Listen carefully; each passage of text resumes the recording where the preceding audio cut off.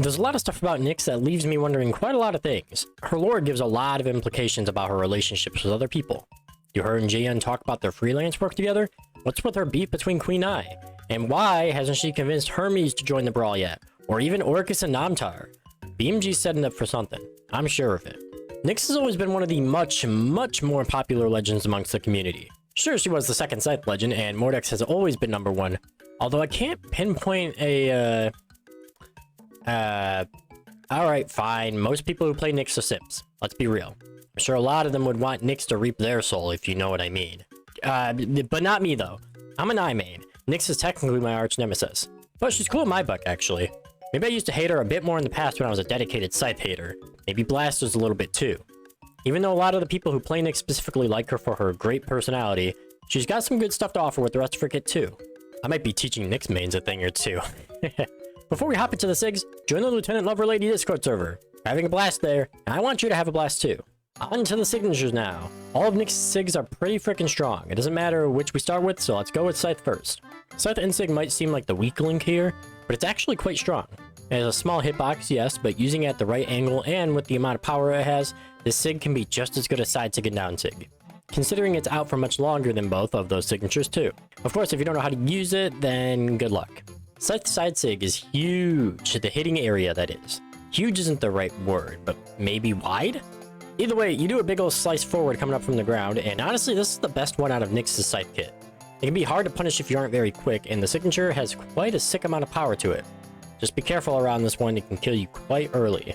Scythe down SIG is a little less strong when compared to Nyx's side SIG, having less force too. Although it actually reaches further than Scythe side SIG and has more damage too. The two are very close in power together, they sort of balance off each other in terms of what they're good at. And then there's Insig, which just reaches really high. Each has their ups and downs. Onto Blasters, it's hard to say whether it's better or worse, so let's just dive right in. Blaster Insig is extremely iconic on Nyx. Even though Asuri technically did it first, Nyx's Blaster Insig just feels way more smooth to hit in terms of dunking. It has a considerable amount of force for being a dunking SIG, which you don't normally see.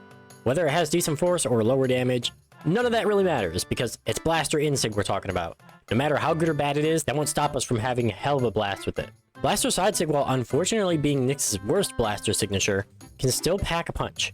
You've got to be super confident you're going to hit this one, or else you'll get comboed into oblivion. When you do hit it though, trust me, it'll feel good. It has the most damage and doesn't have the lowest force either. In fact, I'd say it has the most out of her Blaster kit. It's just the move as a whole that makes it feel not as smooth to hit as Insig. Or Downsig for that matter. Downsig isn't better than Insig, is probably better than Side SIG, and just hits a whole chunk of area. Not to mention the signature has a little blasted damage at the start, technically making it a two-part signature. Okay, not exactly, but you get what I mean. It's a pretty dang good SIG, I'll tell you that much. I personally love to use it slide charged off stage. Overall, it's hard to tell you which signature kit is better, but honestly, it's just kind of weapon preference. In terms of balance though, I'd say they're both the same. Going on to Nyx's skins, she has two new ones for us to look at, so let's dive into them real quick. God tier has Nyx Couture, Wipeout, Gothic Chick, and Eliminator Nyx. The style of Couture and Wipeout are just so amazing to look at, and the weapon skins look quite nice too. Gothic Chick is the fancy suit skin we've been waiting for on Nyx, and it turned out phenomenally. As for Eliminator, I know this is everyone's least favorite, but it's so underrated. It has a clean style to it and looks amazing with color swaps. Pretty good tier has only default.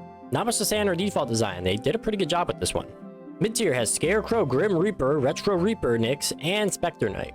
Scarecrow isn't too bad actually. Grim Reaper is the edgy skin for Nyx everyone bought on release, which is just okay in my eyes. Retro Reaper is a fine epic skin, but the color swaps look terrible on it. The SIGs are nice, which balances it out. As for Spectre Knight, he used to be lower on my list, probably because of pure hate for him, but it's a fine crossover to me now. I actually do like the Shovel Knight series as a whole. Lastly, in med tier, we have Lockdown Nyx and Whiteout Nyx. Lockdown is a bit too rustic for my taste, but has a unique theme, and so does Whiteout, but Whiteout feels like it pops out a bit too much. She got her last two event skins a bit too quickly if you ask me. Overall, her skins are pretty good actually. There's no devastatingly terrible ones around this time. Tier list wise, out of SA, B, C, and D, I'd place Nyx in high A tier at most. Maybe just mid A tier too. Scythe is a pretty overplayed weapon and I still hate blasters to the end of the earth, but admittedly Nyx isn't a quote-unquote high S tier broken legend to me. I see a lot more annoying blaster or scythe picks coming out purely based off secondary weapons that just flow way better with each other. Not that Nyx's weapon combo is bad, in fact it's pretty fun to mess around with, but let's be real, there's so many better scythe or blaster legends to be playing right now. Lucian, Thatch, Ada, alongside Mordex, Artemis, and Jiro.